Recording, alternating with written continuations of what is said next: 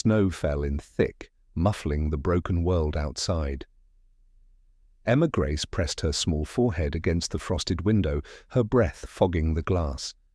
The 8-year-old's fingers traced the outline of a photograph she kept tucked in her pocket, a picture worn so thin it had begun to tear at the edges. In the faded image, her mother's smile was bright, unbroken by sorrow. Emma stared at it the way a drowning soul stares at light beneath the water, desperate, fragile, unreachable. The house was empty now, far too large for her fragile frame.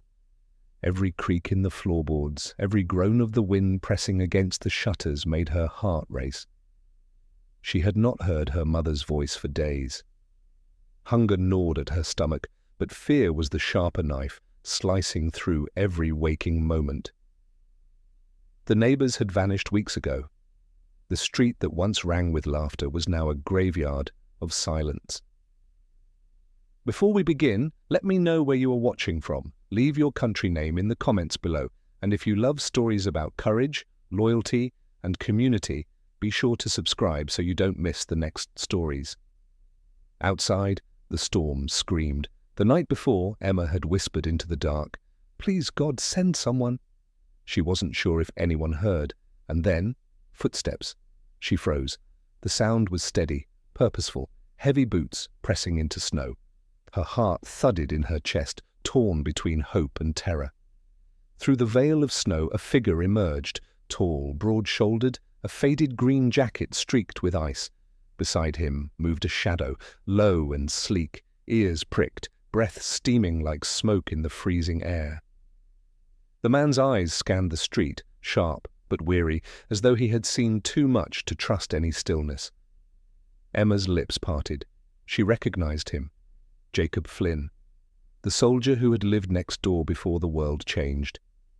He was a quiet man, the kind who nodded instead of waving, whose presence carried both distance and strength. Rumors whispered that he had seen war before, carried scars invisible to the eye. But Emma had always remembered something else: the dog. Shadow, coal-black, loyal, the kind of animal that seemed to understand words left unspoken. She remembered watching from her porch as Jacob trained the shepherd, hand signals precise, dog movements sharp and fluid.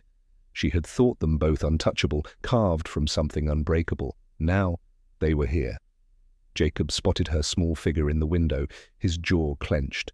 Slowly, he approached the door. Shadow padded silently at his side, the snow not daring to crunch too loudly under his weight. Emma stumbled back as the soldier knocked once. The sound reverberated through the empty house like a drumbeat. The door creaked open. Cold air rushed in, carrying with it the sharp scent of iron, gun oil, and survival. Jacob stood, framed by the storm, his eyes locking on the little girl. For a moment, neither spoke. His gaze flicked too, the photograph peeking from her trembling hand. Shadow moved first. The dog stepped forward, tail low but steady, ears flicking as if sensing the child's fear. He pressed his head gently against her knee. The simple gesture shattered the dam Emma had built around her heart. Tears spilled hot against her cold cheeks. "Emma," Jacob's voice was low, steady as stone. "Where's your mum?" The girl's lips quivered. She swallowed hard, then lifted the picture with shaking hands. "I don't know. Can you take me to Mommy?" Jacob's throat tightened. He had heard many requests in his life, orders shouted, pleas screamed in battle, cries carried on smoke-filled winds. But none had pierced him like this small, fragile question. He crouched to meet her eyes. "I'll do everything I can."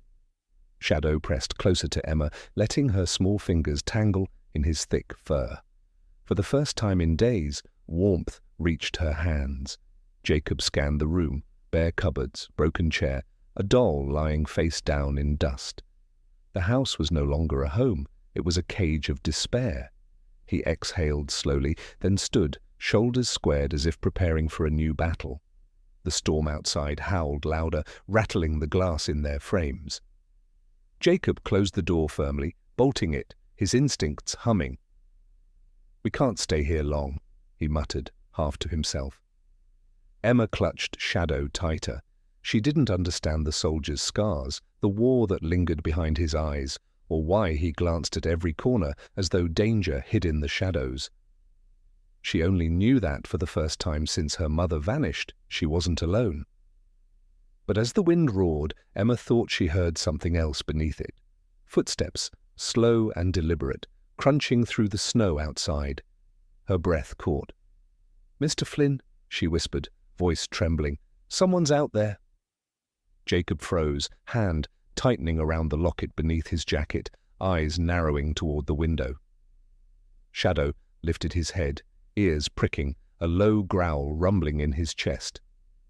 The soldier had returned to war, and the little girl's whispered plea hung in the air like a prayer. The sound came first as a rumor under the wind, then distinct, crunch, pause, crunch. Jacob raised a finger, without looking at Emma, a silent command to stay still. Shadow slid between the girl and the door, his body turning into a shield of muscle and breath and quiet fury. The dog's hackles did not rise. He was trained for precision, not panic. But the low growl coiled in his chest like a wire pulled taut. Jacob stepped to the window, staying in the slice of darkness between the curtains. He exhaled slow, fogging nothing. Outside, the snowfall smeared silhouettes into ghosts, but one shape resolved against the fence, a man in a heavy coat, hat pulled low. He dragged something behind him, perhaps a sled, perhaps a bundle, leaving a dark chevron of disturbed snow and something darker threading through it.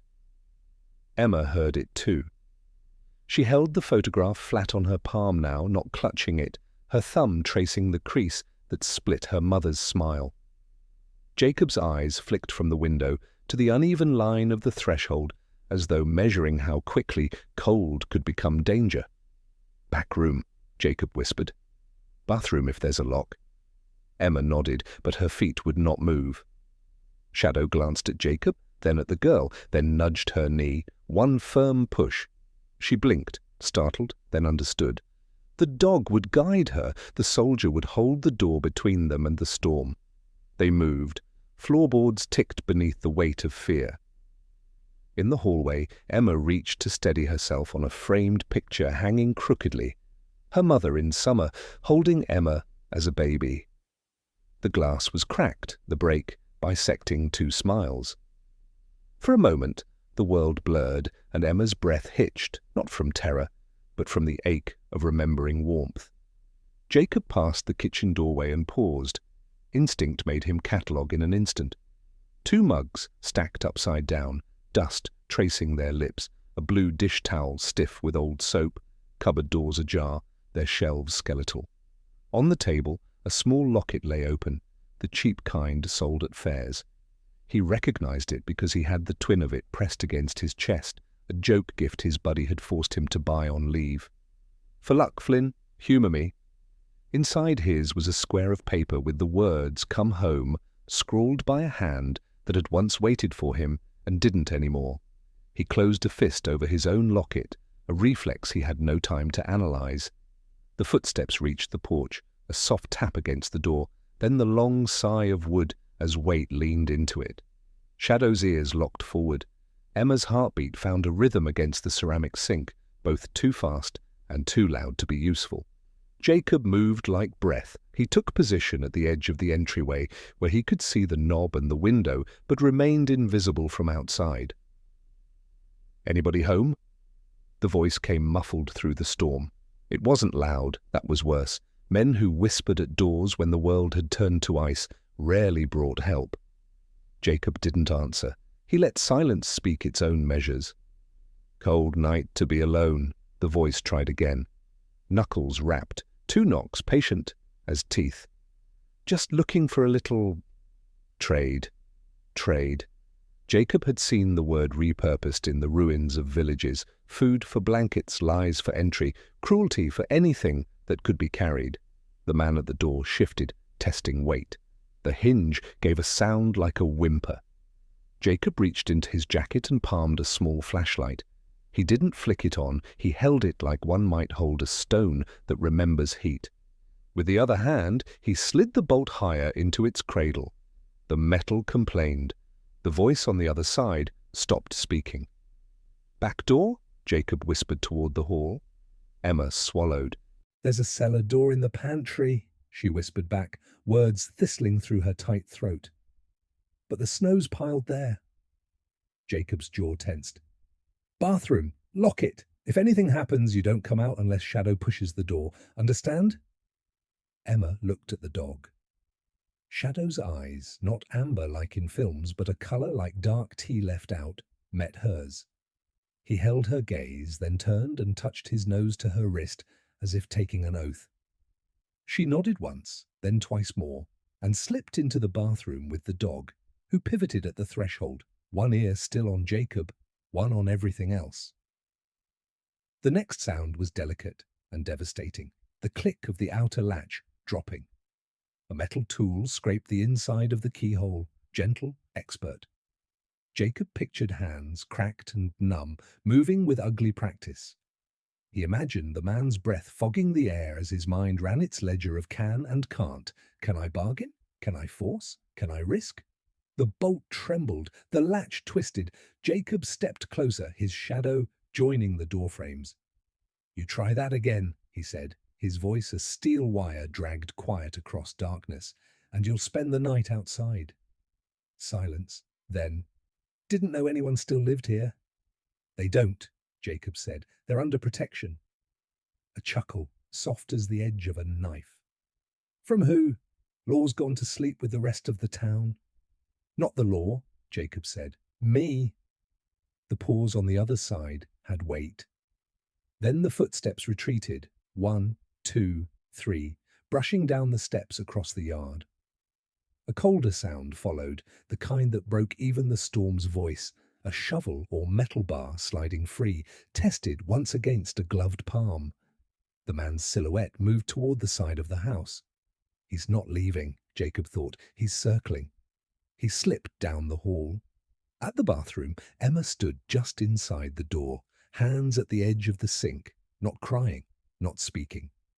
Her fear had become a stance, knees bent for flight she could not take. Shadow stood pressed to her thigh, but his head was turned toward the back of the house. He already knew what Jacob feared. "Pantry!" Jacob mouthed. Emma pointed. He moved fast, easing the pantry door open with 2 fingers so it wouldn't squeal. In the dark, he found the cellar hatch by memory from a lifetime of other houses, other escape routes. He put his shoulder beneath the handle, lifted. It didn't budge. Snow and ice had fused it to the earth. Outside, metal kissed glass. The man had moved to a window. He tapped once, soft, experimental. Jacob pictured a penknife sliding between frame and sash. "Shadow," he whispered, and the dog left Emma without needing the rest. He padded to Jacob's side. Jacob angled his hand low, fingers giving a sequence of shapes. Shadow's attention sharpened further. He placed his paw on the cellar hatch, braced, and leaned into it as Jacob shifted his weight. Wood creaked, a low groan, not a scream, again. The seam surrendered a finger width. At the window, the man gave up tapping and simply struck. Glass popped inward, cold speared the room. Jacob didn't stop working. He didn't have time to fight. He had time to move the child. "Emma," he called, not loud. "Come here, honey." She came, shoulders drawn tight, but she came. Jacob judged the hatch's gap, wide enough for a girl and a dog, not yet for a man. He dropped to a knee. "It's dark," Emma whispered. "It's okay," he said, and placed his flashlight into her palm. "No light unless you have to. There'll be shelves. Keep to the wall. Shadow goes first." The window's frame shrieked as hands pried. Emma crouched, slid her legs through the hatch into breath that tasted of dirt and old apples. Shadow went after, his body flowing into darkness like water, into a safe cup. He turned, pressed his shoulder against Emma's knees, and she understood. Down, now. She slid fully into the cellar.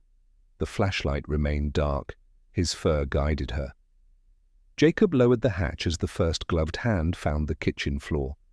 He left it open a hair, the kind of mistake a desperate man might make in flight. Then he moved back toward the kitchen, empty-handed, but for what the world had carved into him. The intruder pulled himself through, boots crunching on shattered glass. He was younger than the voice had sounded, or perhaps ruin ages a face into something hard to age at all. His eyes swept the room and found the pantry door ajar. He smiled without warmth. "I don't want trouble," he said. "Just need to get warm." "You picked the wrong house," Jacob said. The man's gaze cut to Jacob's chest, to the outline of military fabric beneath the jacket. "Soldier." "Once," Jacob said. "Enough." They measured each other across the cold. Behind Jacob, the cellar held 2 heartbeats and a dog's patience. A storm is a drum, a house is a throat. He could hear his own blood counting time. The man lifted his hand slightly, palms out, a gesture that meant peace in some places and misdirection in others. "All right," he said. "Maybe you've got a stove, maybe some tins. We could share." "We could," Jacob said, "but we won't." His voice did not bark. It was the voice of someone who had learned how to move 10 men with a whisper when roaring would only get them all killed. Something in the intruder's mouth hardened. He shifted weight, not forward, but back, to test the floor behind him. There was a reason he'd circled to the window. He wanted the pantry, the cellar, the inside path. Jacob could almost see the map the man wore in his mind. Fear makes stairways out of shadows. "Here's what will happen," Jacob said. "You will leave, walk to the corner, keep walking, you will not turn around." "And if I don't?" Jacob lifted his chin a fraction. "Then you will, learn how loud a quiet man can be." The intruder considered that for a beat too long. He took a step, not out, but sideways, his shoulder angling toward the pantry. Jacob moved at once, not charging, but cutting the angle, placing his body in the doorway while leaving the kitchen open as a path of least resistance. Shadow, below, pressed his head beneath Emma's palm. She closed her fingers into his ruff and mouthed a prayer into fur that smelled of snow and cedar and something like hope. Please keep him safe. The intruder weighed options and chose one. He turned toward the door at last, hands still lifted as if to prove he was being reasonable. His foot brushed the shards of glass. "World's changed," he muttered. "It always was this way," Jacob said. "We're just seeing it clearly now." The man crossed the threshold into the storm. For a long moment, Jacob held the doorway, measuring distance as if distance itself were a weapon. Then the footsteps grew muffled and the shape dissolved into snow. Only then did Jacob rebolt the door, board the shattered window, and let breath out in a long line. He returned to the pantry and eased the cellar hatch open. Inside, Shadow looked up first. Emma's eyes shone without tears. She had not moved from the wall, the flashlight still unlit in her small hand. "You did good," Jacob said. The praise was not sugar, it was bread. He helped her up. The first thing she did was hand the flashlight back, as if returning a trust, and the second thing was to look at his jacket where the locket pressed. "Does that belong to someone?" she asked, voice a soft winter scratch. Jacob hesitated, the way a man hesitates before naming a ghost in daylight. "It belongs to a promise," he said finally. "One I broke, and one I intend to keep anyway." Emma studied his face, searching for meanings that had no words. "Will you still take me to Mommy?" she asked. "I will try," he said. "And until we find her, I will make sure you have what she would want for you. Warmth, food, and someone who listens when you speak." Shadow sneezed once, as if punctuating the list, and Emma almost smiled. Jacob set water to boil with the last of a small gas canister he'd carried in his pack, rationing heat into a tin mug. He found a can of soup at the back of a cupboard that even he had missed on first pass, its label faded. He opened it, tipped it into the water, and stirred with a spoon that had not been used in days. Steam rose, and with it the memory of kitchens where laughter and onion and safety shared the air. He handed the mug to Emma. She didn't gulp. She cupped her hands around it and breathed the warmth first, as if warming her lungs from the inside out. "What if he comes back?" she asked. "Then we'll be ready," Jacob said. He knelt beside Shadow and checked his paws for cuts from scattered glass. None? Shadow thumped his tail once against the floor. "Why did he leave?" she whispered. "Because not everyone who knocks deserves to come in," Jacob said, and he recognized the strange truth that the sentence was also about himself. He had knocked on many doors since he'd come home. Some had opened, others had stayed shut, and sometimes he wasn't sure which he deserved. The storm began to soften. The wind's teeth dulled. In the brief gentling, sounds from farther away carried, a distant engine turning over, then dying. Somewhere, a church bell tested by the breeze, producing a weak, solitary note. Emma lifted the photograph again and traced the torn edge. "Mommy always said snow was a clean slate," she murmured, like God was giving the world a chance to try again. Jacob stared at the boarded window. The weak light filtering through the cracks made the kitchen look like a map of rivers. "Then let's try," he said. They ate quietly, taking turns with the spoon, Jacob pretending to be full first so Emma would finish what warmth remained. Shadow took the last bite with delicate gratitude because he knew too that food was a covenant. After Jacob unrolled a spare blanket, he sat with his back against the wall where he could see both the door and the hallway. Emma's head found his shoulder, not like a claim, but like a truce. Shadow lay across both their feet, a living hearth. "Tell me about your mum," Jacob said, not as an interrogation, not as a way to pass time, but as a bridge. "She sings," Emma said. "Even when she's scared, she says singing is how you tell your bones to remember they're brave." Jacob looked down at the dog's ears, which twitched at the word singing. "We'll listen for her then," he said. Emma's eyes slid closed and opened again. Snow ticked soft against the boarded window. The day had thinned to a pale coin. She leaned closer and spoke a little secret to the small world they had built out of courage and tin and fur. "Sometimes," she whispered, "I hear her in my dreams calling my name." Shadow's head lifted as if he, too, had heard. Jacob did not say dreams aren't real. He had learned better. He had seen maps drawn in dreams lead men out of deserts. He looked toward the door, listening to the space beyond it. The house breathed, the storm thought, the world waited. Emma's fingers found the locket-shaped ridge beneath Jacob's jacket and rested there, a heartbeat, not taking it, not asking for it, just touching the idea of a promise. And in that hush between wind gusts, the smallest sound threaded through the boards, not footsteps, not a knock, but a single, far-off note like the tail of a hymn carried on snow. Emma's lips barely moved. "That's her," she breathed. Jacob didn't argue. He only stared at the door with a soldier's stillness and a man's hope, and Shadow rose to standing, every muscle poised to choose, guard, guide, or go. The night stretched thin. Hours turned like fragile glass, threatening to break under the weight of silence. Jacob Flynn sat with his back against the wall, rifle balanced across his knees. He hadn't fired it in months, but its presence was an old companion, like a scar. You never forgot it was there. Emma Grace lay curled beneath a blanket, Shadow stretched beside her like a sentry who breathed. Every so often, her fingers would twitch against the dog's fur, as though she feared he might vanish if she didn't remind herself he was real. Jacob's eyes stayed fixed on the window, boards nailed in haste. Snow pushed through the cracks in pale breath, a whisper from the storm. He heard no more footsteps, but absence was not safety. He knew the kind of men who wandered in winter. They never left for long. At some point, Emma stirred.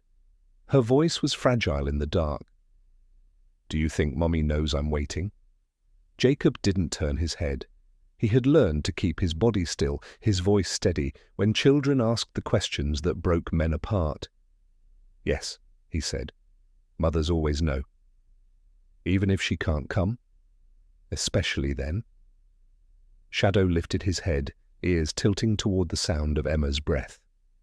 He nudged her side with his nose, a quiet assurance. Jacob saw the girl's shoulders loosen, the tight curl of her body easing into rest. For a soldier, that was victory enough. The next morning came without sun. The storm had quieted, but the sky remained iron, heavy with clouds that threatened more. Jacob unbolted the door slowly, scanning the whiteness. No footprints. The intruder had gone, or learned to hide them well. He stepped outside, shadow padding at his side. The snow squeaked beneath their weight. Jacob's eyes swept the yards, the houses, the hollow silence.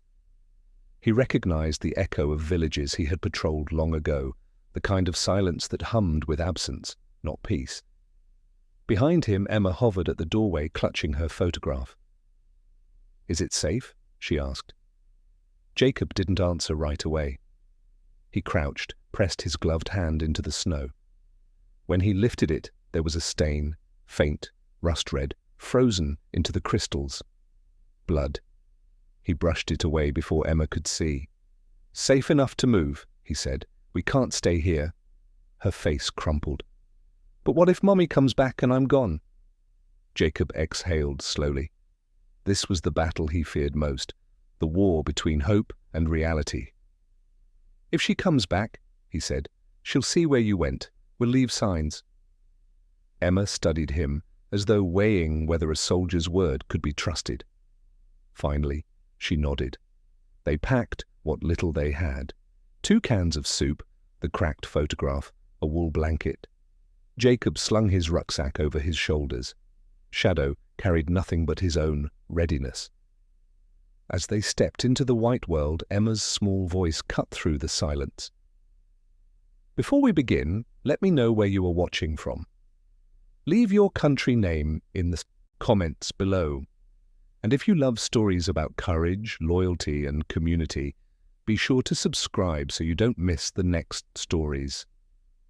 The words sounded strange in the cold, but Jacob didn't question them. Sometimes children spoke as though they were narrators of their own salvation. They moved slowly down the street, footprints marking a fragile path through the snow. The town lay hushed, windows black, doors sagging under frost. Emma's gaze darted to each one as if her mother might step out at any moment. At the corner, Shadow halted, his body stiffened, nose lifted. Jacob followed his gaze. Far down the road near the husk of the church, smoke curled thin into the sky. Not from a chimney, it rose, jagged, bitter, the kind made by burning more than wood. Emma whispered, "Is it her?" Jacob didn't answer. His chest tightened with memories. Villages lit not by hearths but by torches, promises broken under banners of fire. He touched the locket under his jacket, the metal cold against his chest. A promise kept or broken. That was always the question. Shadow growled low. The wind carried something with the smoke. Voices, too many to risk. Jacob's decision was immediate. "This way," he said, steering Emma down a side street. But the girl resisted, staring at the smoke with wide, desperate eyes. What if Mommy's there? Her whisper hung between them, as fragile as frost on glass. Jacob froze. He looked at her face, small, pale, brave enough to ask what he himself feared to answer. For the first time in years, the soldier did not know which road meant salvation. Jacob weighed the smoke like a map weighs a river, what it promised, what it could wash away. The church steeple cut a dark wedge into the grey sky, its cross rimed with ice, and for a single heartbeat he saw another steeple, hot wind, broken bells, a road he had once chosen that cost more than he could say. He shut the memory back into its box. Emma Grace's mittened hand trembled in his. "Please," she whispered. What if Mummy's warming herself there? What if she's waiting and I miss her again? Shadow stood between them and the wind, a black wall of patience and breath. He looked from the child to the smoke and back, reading an argument without language. His tail remained still, but his ears, one pricked, one canted, betrayed his own uncertainty. Jacob knelt so his face was level with Emma's, careful to pull his jacket high against the cold so she would not see how his chest shook as he bent. "If that smoke belongs to people who would help," he said, voice quiet enough that it did not carry, "we will go to them. If it belongs to people who would hurt, we will not lead them to you. How do you know the difference? By listening to the pieces that don't fit." He pointed with his chin, not his hand. "Do you hear laughter? Or music? Do you hear children?" He paused, letting the wind thread through the far-off sound. "I hear men arguing, I hear crates being dropped. That means trade, and trade in a starving winter can eat little girls like wolves." She swallowed. A fragile silence opened between them, then closed with her nod. "Okay," she said, though the word was made of splinters. They turned away from the main road. Jacob led them across a string of backyards that had once measured neighborly distance by rosebush and picket fence. Now they were flat, white, anonymous. In one, a swing hung frozen, its chain creaking softly. Emma touched it with her gloved fingers as they passed, a ceremonial goodbye to a life she'd worn like a favorite sweater. Shadow paused often to scent the wind, to press his paw into questionable drifts and test their depth, to mark what Jacob could not see.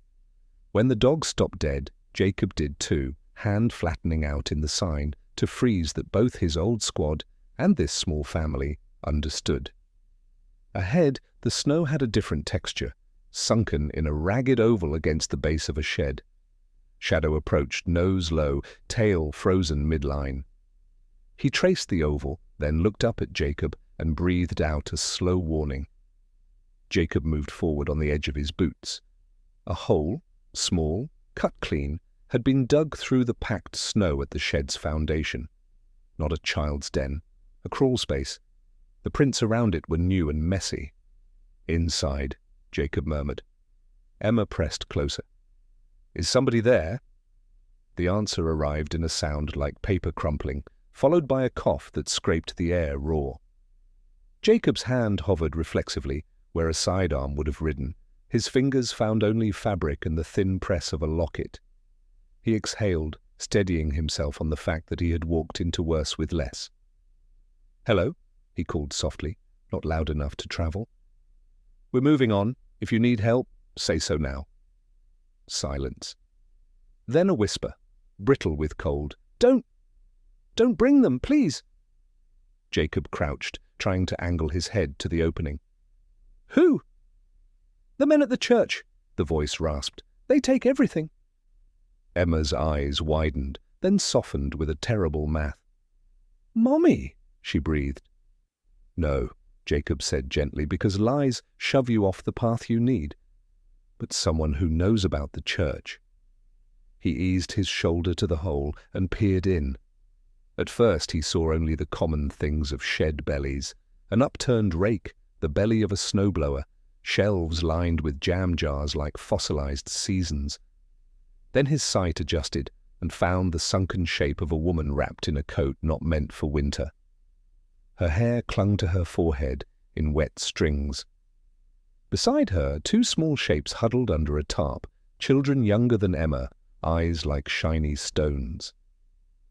Shadow made a low, broken sound, not a growl, but a sympathy.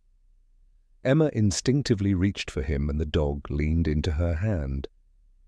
Jacob's decisions were a calculus that always began with who is the largest endangered thing? The answer changed with every room. He looked out into the white, toward the church's smoke, and knew that this shed was a bell and the smoke a hammer. "We can't stay," he said to the woman. "We can bring you with us or we can hide you better, but the wind will change and carry your breath to someone who wants breath for sale." The woman's eyes rolled to her children. I can't walk far, she whispered. Then we hide you deeper, Jacob said. He scanned the yard. The house attached to the shed leaned on its elbows, slumped but still standing. Its back steps were half buried. In the corner of the yard, a compost bin sat like a small watchtower. He checked distances, angles, the shape of footprints. If he moved them, he would be drawing arrows through snow for anyone who cared to read. But the wind was lifting. In half an hour, the white would cover their handwriting. He made the decision a better man than he had been yesterday might make and motioned Shadow forward. Guard, he breathed. Shadow lay at the shed mouth, facing out, broad and immovable. Jacob rolled onto his stomach and extended both arms into the hole. Give me one, he said to the woman. She unbundled a child with a trembling economy that said she had done this under worse light. The child slid into Jacob's hands like a bundle of sticks bound with heat.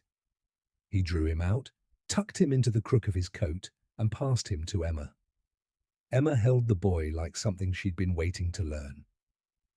Hey, she whispered, smiling at a corner of her mouth because sometimes a full smile tells a lie. I'm Emma. You like dogs? The boy's eyes flicked to Shadow, a tiny nod. Then you're safe, she said, as if the dog were a fortress rather than a breathing thing. They moved the second child, smaller, feverish, cheeks the neon red of cold poison. Jacob shifted his weight to keep his ribs from scraping the packed snow. When he reached for the woman, she shook her head, her mouth making the small, brave shape of no that mothers make when they have decided the math ends with them. If I get stuck, she whispered, they'll hear. You won't, Jacob said, not with me pulling. She came, inch by inch, elbow by elbow, the opening rasping her coat. Shadow made a sound in his throat, impatience braided with care, and set his front paws nearer to the hole, bracing. Emma stood by with the children, blanket ready, her breath pumping small clouds into the air. When the woman's shoulders cleared the hole, Jacob caught her under the arms and lifted. She was light in a way that gave him rage. They got them to the back steps where the wind had carved out a hollow. Jacob nudged the compost bin from its base, knocking it to the side. Beneath, a dry cradle of leaves made a passable nest. He layered the children inside, nested the woman against the wall, then covered them with the bin itself, tilted like a lean-to and draped with snow-stiff tarp. To anyone crossing the yard, it would look like what it was supposed to be: winter trash. He pressed his hand to the bin's side and spoke low, lips close to the plastic, so the wind would carry the sound down instead of out. We'll come back, he said, but you mustn't draw breath too hard. The wind is listening. Bless you, the woman whispered, her voice a dry match. Jacob nodded once, then led Emma and Shadow along the fence line, tracing the thin margin where shade held the snow harder and footprints blurred faster. He chose a route that brought the church into view, but kept distance. All the while, Emma darted glances back toward the bin, her mouth worried flat. Shadow checked behind them in a pattern. 3-step scan, 5 steps forward, 3-step scan. They reached the skeleton of an old garage with the door torn off and ducked inside. From that dark frame, the churchyard unfolded like a stage. The smoke came from drums near the steps. Men stood in a loose ring, their shoulders winged with frost. Some wore bright scarves, trade markers, a way to count who belonged. One moved between them with ledger and pen, flipping pages with fingers too gloveless to be honest. Jacob's eyes made a circuit, counting without counting. 6 men, 1 teenage boy posted on the steps, a woman with her arms wrapped around herself who did not look like she belonged to any of them. He watched hands as much as faces, the edge of a knife, the glimmer of a flask. He watched the way the boy's eyes kept lifting to the road and back, road and back, fear teaching him to be a hinge. Emma tugged Jacob's sleeve. Do you see her? The word her was a bird trying to fly in a cage. He shook his head, not to her, but to the ache behind his ribs that wanted to tell her what they both wanted to hear.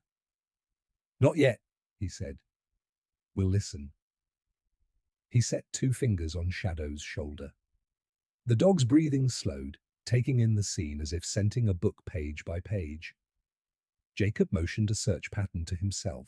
Circle, pause, reverse, and let his senses widen. Sometimes danger was obvious. Sometimes it wore mittens and borrowed your language. A voice rose from the circle, carrying thin but clear in the winter air. Anyone finds stray kids, you bring them here. Pastor says law's back, says we keep them safe. Lord's business. Laughter, not kind. The ledger man snorted. Lord's business, don't pay him beans. Bring the brats, we'll trade them for diesel. Emma flinched, as if slapped. Jacob felt something ancient coil inside him, the same thing that had made him walk into fire for men he loved and men he barely knew. He could feel Shadow's shoulder harden under his hand, a muscle tightening into decision. He looked at Emma and saw that she was not crying. Her face had gone flat as polished ice. We can't ask them, she said, in a voice so small it almost wasn't there. No, Jacob said, we can't. He scanned the churchyard again, slower, stained glass blown out and boarded, bell rope hanging like a throat. On the notice board by the steps, a paper flapped against a nail. He slid the binoculars from his pack, light, old, good enough, and brought it into focus. The paper was torn but legible, a list, names and rough descriptions, missing. His mouth dried. Emma on her toes whispered, "What does it say?" "Missing," he repeated, still reading, the way a man reads a casualty roster with breath like a metronome. Row after row of scribbled names, Carla M., brown hair, hummingbird tattoo on wrist, seen near Co-op, Daniel C., last seen behind the clinic, Elena Grace. His hands went still. The binoculars fogged and cleared with his breath. Elena Grace, small scar over left eyebrow, sings when she's nervous. Last seen, corner of Pine and 3rd, walking east. Emma touched his sleeve like a pulse. "Is it your mother?" he said, keeping his voice inside the garage, inside her ribcage, inside the place where hope bruises easily. "This is her name. Someone wrote it here." Emma swayed the way children sway when a wave touches their knees for the first time. Shadow pressed his head against her hip, steadying her. Jacob lowered the binoculars. Pine and 3rd lay past the church, east, toward the river where fog tangled in cottonwoods, toward the old rail viaduct where echoes lost their names. He pictured routes, judged the distance against the daylight's thin wallet. He could take Emma around the back of the glassworks, use the alley, safer, slower.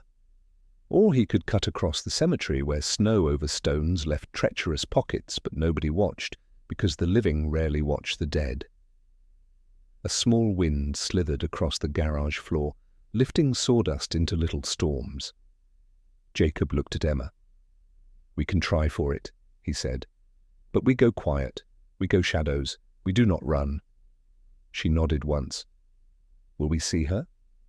"We'll look," he said, "because truth is the only bridge strong enough to hold both of them." They slipped out of the garage and moved along a fence that leaned like old men in conversation. Shadow ghosted ahead, pausing at corners, returning to touch Jacob's knee, then melting forward again. At the cemetery gate, the padlock had been snapped and rehung like an amulet. Inside, the snow lay smooth except where deer had traced initials with their hooves.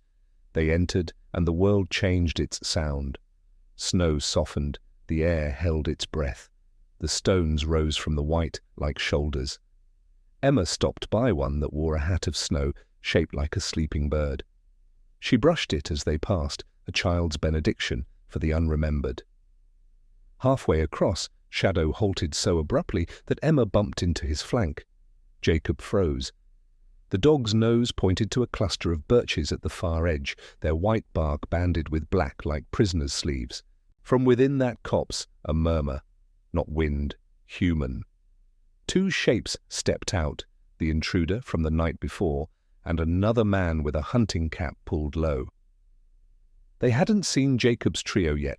They were arguing in the disciplined tones of men who are trying not to call attention to their disagreement. "What told you he was a soldier?" the first hissed. "Said he had a kid with him." The second scratched his jaw. "Kid fetches beans, soldier fetches trouble." "Trouble spends like money if you bring it to the right door." Jacob's breath iced the inside of his scarf. He placed his palm against Shadow's neck. The dog sank an inch, turning into a black stone in snow. Emma's fingers tightened around the photograph until the crease deepened. She looked up at Jacob, not asking what now, because she already knew. They could retreat. The churchyard would see them. They could run. The men would hear them.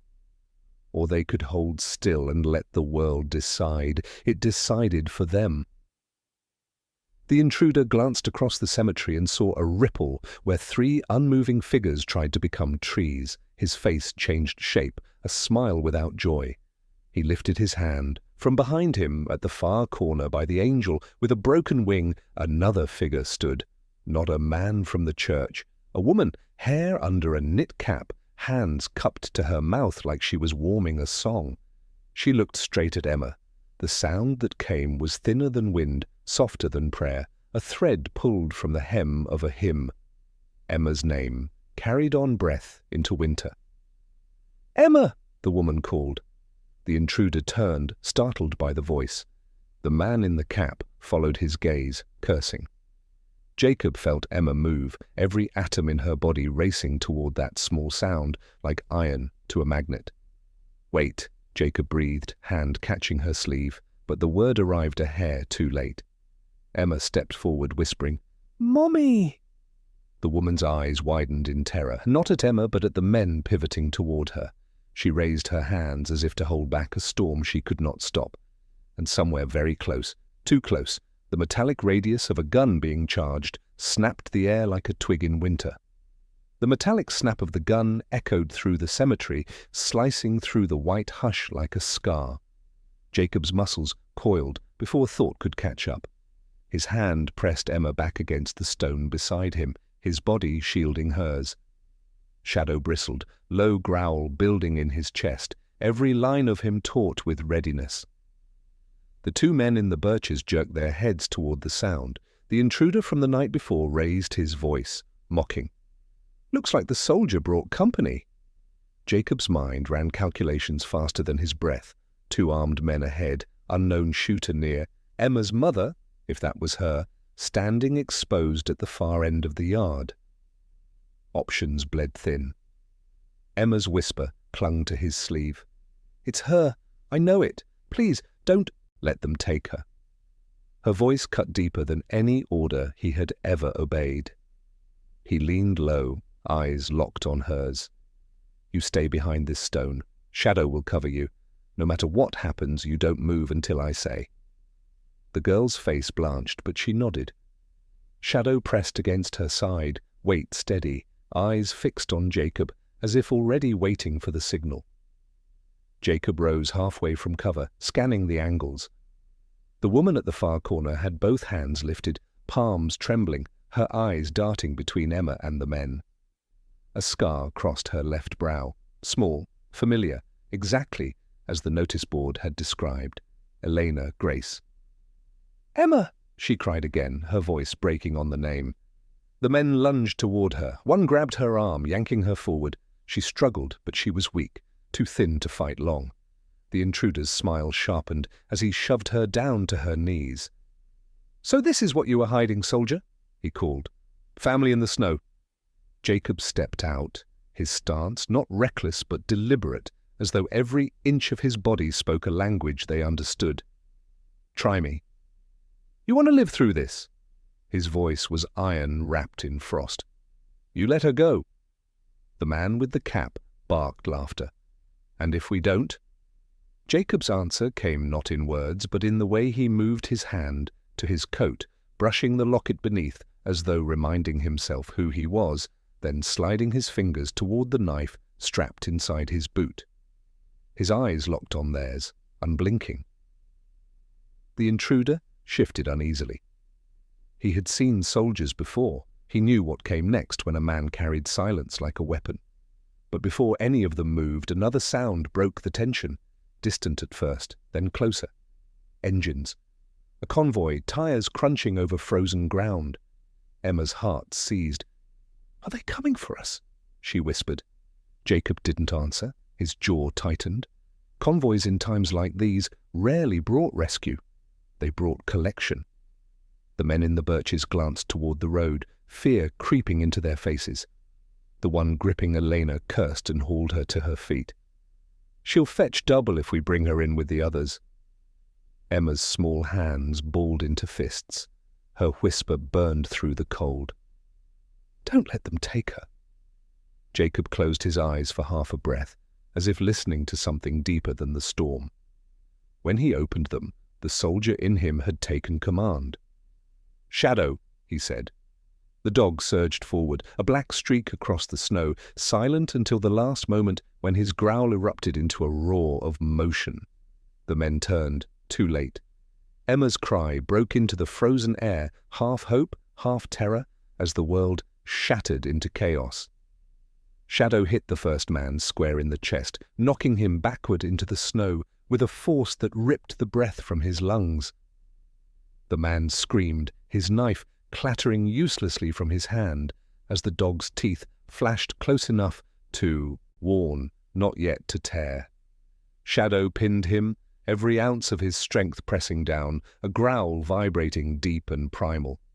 The second man dragged Elena toward the cemetery gate, his grip white-knuckled on her wrist. Jacob was already moving. He closed the space between them in strides honed by years of running toward gunfire. His knife slid free from his boot, glinting cold under the grey sky. The man swung his pistol up, but Jacob didn't slow. He slashed upward, knocking the gun aside. It discharged, thunder cracking across the stones, but the bullet went wide, shattering a headstone in a spray of marble dust. Jacob slammed his shoulder into the man, twisting the weapon from his grip. They went down hard, snow exploding around them. Elena staggered free, stumbling toward Emma. Her eyes found her daughter's, and for a moment the world shrank to the sound of that name, trembling from her lips. "Emma!" Emma bolted from cover despite Jacob's command, tears streaming hot against her frozen cheeks. Shadow barked once, sharp and urgent, but didn't stop her. Some battles were not his to fight. Mother and daughter collided in the snow, arms clinging, sobs muffled against each other's coats. Elena's hands roved Emma's face as though she couldn't believe she was real, tracing the outline of her cheeks, her hair, the photo made flesh again. "You found me," she whispered. "My brave girl." But Jacob had no breath to savor the reunion. He grappled with the man beneath him, both straining for control of the pistol. Snow packed into Jacob's sleeve, biting his skin raw. The man's eyes gleamed with desperation, with hunger that had long since outlived morality. From the road came the growl of engines, closer now, heavy, organized. Jacob's gut tightened. The convoy was arriving. They had minutes, maybe less. "Shadow!" Jacob barked. The dog released the first man, spinning and lunging toward Jacob. With practiced precision, Shadow's weight slammed into the second attacker's arm. The pistol jerked free, tumbling into the snow. Jacob snatched it up, swung it around and aimed between the man's eyes. "Run!" Jacob ordered. His voice was gravel, steady, unshaken. "Before I change my mind." The man hesitated, chest heaving, eyes darting toward the engines. Jacob didn't blink. Shadow's growl deepened. Finally, the man scrambled to his feet and bolted, the first intruder stumbling after him with a curse and a bloodied sleeve. Silence fell for a heartbeat, broken only by Emma's sobs against her mother's chest. Then the convoy's sound swelled, wheels crunching, voices shouting over the storm. Jacob turned, grabbed Elena's shoulder. "We have to move, now!" She clutched Emma tighter, shaking her head. "They'll find us." "Not if we're smarter." He pointed toward the far end of the cemetery where the old viaduct loomed, arches sagging but still holding. "The river path. Snow will cover our tracks faster there." Elena's eyes flicked to the engines, to the figures appearing at the edge of the churchyard. Men in patched coats, rifles slung, eyes hard. She nodded once, no argument left in her. Jacob scooped up the pistol, tucking it into his belt. "Stay between me and Shadow. Keep Emma close." Shadow pressed against Emma's other side, nudging her forward as though guiding a lamb through wolves. Together, the four of them plunged through the rows of gravestones, each step sinking into snow that tried to drag them back. Behind them, shouts rose. "There! At the far side!" Bullets snapped overhead, biting into stone, kicking up white fountains of powder. Emma shrieked, but Elena pulled her head down, covering her ears. Jacob spun once, fired a single shot, not to hit, but to slow, the crack echoing like defiance. They reached the viaduct just as the storm returned, snow swirling thick, blurring lines between earth and sky. Jacob led them down the slope, feet slipping, lungs burning. The river below was frozen in jagged plates, groaning under the weight of ice. Emma clung to her mother, whispering through her tears. I prayed you'd come back." Elena kissed her hair, voice breaking. "And I prayed you'd be safe." Jacob glanced at them, his jaw tightening. Miracles, he thought, don't always come with light. Sometimes they come in the shape of survival. Shadow barked once, sharp, ears pricked. Ahead, the river ice stretched like a white road into the fog. Behind, the engines roared closer, headlights cutting through snow like searching eyes. The choice was no choice at all. "Across," Jacob ordered. "It's our only way." They stepped onto the ice, the groan beneath them like the voice of the world deciding whether to hold or to break. And with every step forward, Emma whispered the same word under her breath, over and over, a fragile anchor against the storm. "Mommy, Mommy, Mommy." The first step onto the river was a prayer unspoken. Ice cracked faintly beneath Jacob's boots, a warning threaded into the groan of the frozen water. He motioned with 2 fingers, low and steady. "Single file, keep your weight spread, don't stop moving." Eleanor clutched Emma's hand, her knuckles white through the fraying gloves. Shadow padded ahead, his paws careful, his body balanced low like a wolf bred for silence. His breath steamed in short bursts, ears twitching at every sound. Behind them, headlights carved through the snow, beams slicing the cemetery's edge. Voices shouted. A shot rang out, echoing across the frozen valley. The bullet smacked into the river ice 50 feet away, leaving a crater that spat shards into the air. Emma whimpered, burying her face against her mother's side. "They're coming." "They won't catch us," Jacob said, though his pulse throbbed like a drum against his throat.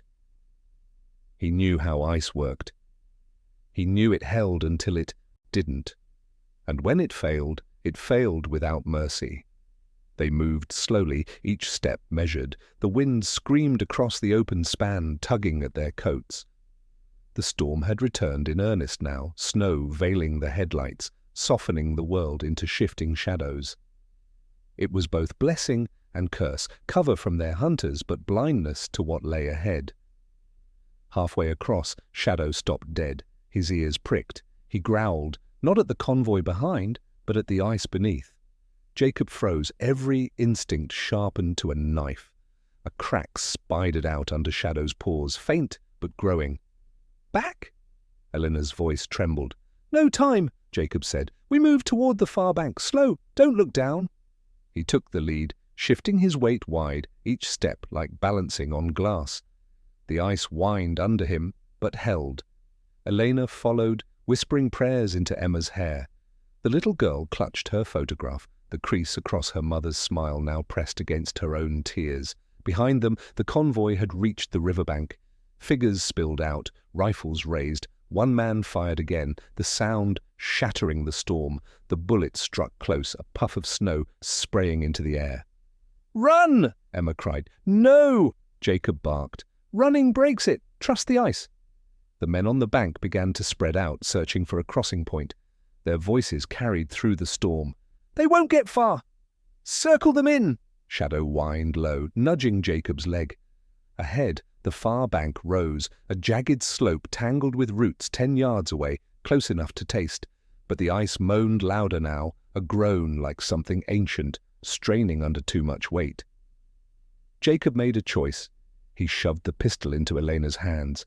If they fire again, you cover her. No hesitation. She stared at him, horror in her eyes. And you? I keep the ice's attention. He gave her the faintest ghost of a smile. Soldiers are heavier. Shadow barked once, sharp, as though agreeing to a pact he'd followed all his life. Jacob shifted his weight deliberately, stomping one boot down. The crack shot out like lightning across the frozen river. The hunters on the far bank shouted, hesitating. Some stepped back. "Elena, go!" he ordered. Emma screamed, "No, don't leave him!" But her mother pulled her forward, step by careful step, toward the far bank. Shadow stayed with Jacob, tail stiff, growl rolling like thunder. Another crack split the ice, louder now, the surface trembling. A chunk sagged into the black water below, sloshing up against Jacob's leg. Freezing liquid seeped through his boot, biting bone. He clenched his jaw. Almost there! Eleanor and Emma reached the far slope. Eleanor scrambled up, hauling Emma by the arm. The girl twisted, sobbing, reaching her free hand back. "Mr. Flynn! It's Shadow!" Shadow's ears flicked at his name. Jacob gave the dog a sharp hand signal. Go. For once, the shepherd hesitated, his eyes locked on Jacob's, refusing. Then, with a guttural bark, he bounded forward, claws skidding on the ice, and leapt up the slope beside Emma. The ice screamed beneath Jacob. He lunged for the bank, boots hammering. Behind him, the hunters fired again, bullets whizzing past, one sparking off frozen stone. He felt the surface dip, tilt, then fracture. Jacob hurled himself forward, his hands slammed onto the bank, fingers clawing at roots.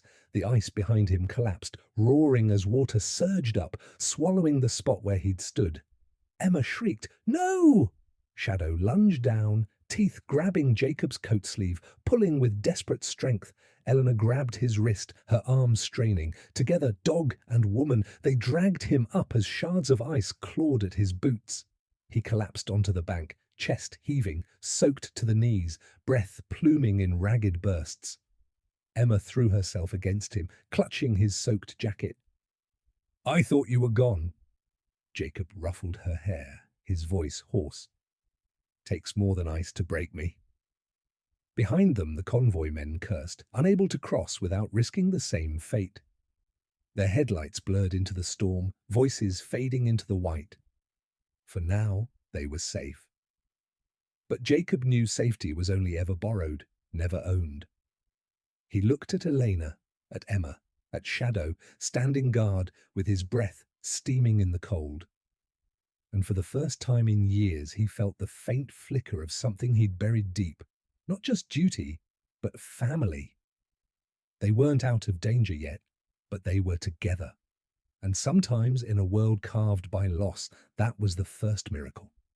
The storm carried them forward, cloaking their retreat in white. Each step away from the river was a step into uncertainty, but Jacob knew one truth: distance was survival. He guided Elena and Emma through the skeletal trees, Shadow weaving around them like a shadow stitched to their fear.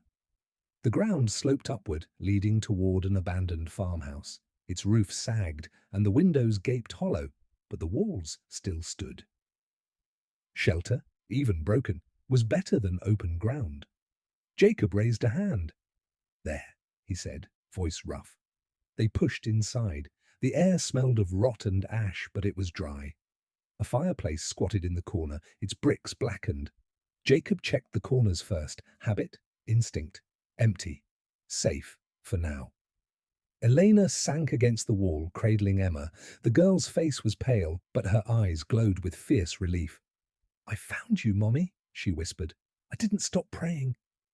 Tears streaked Elena's cheeks as she kissed her daughter's forehead.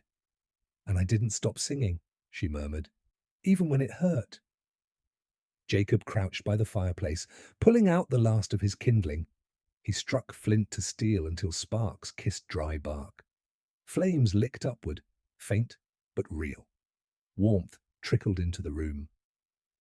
Shadow lay down beside Emma, pressing his body against her legs. his head resting across her lap. The girl stroked his ears as if she had always known him. For the first time, Jacob let himself breathe, but peace never lasted long. Outside, the wind shifted, voices carried, faint but steady. The convoy hadn't given up. They were circling, hunting. Jacob's hand clenched around the pistol at his belt. He had enough bullets for a warning, not a war. His eyes flicked to the window, then to the fragile circle around the fire. Elena's tired face, Emma's trembling hands, Shadow's watchful stillness. He remembered the locket under his jacket, the faded scrap of paper inside. Come home. A promise he'd failed once. Maybe this was his chance to keep it, not for himself, but for them. Elena met his gaze, reading what he didn't say.